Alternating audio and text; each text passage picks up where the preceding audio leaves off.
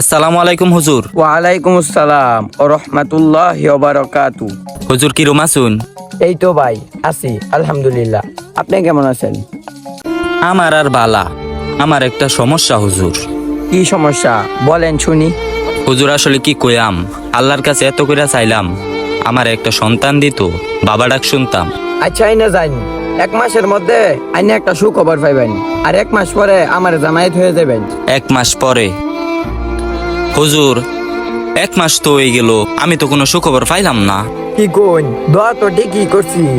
আচ্ছা আইনে এই মাসটা দেখুন, এই মাসে নির্ঘাত একটা খবর পাইবেন। 2 মাস পরে?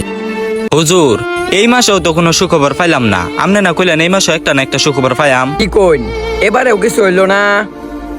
আচ্ছা আইনে আইনের বউডার একদিন আমার বগুলা নিন যে। হুজুর বউ কইতে আইবা, আমি কি বিয়া করছি? কি বলবি?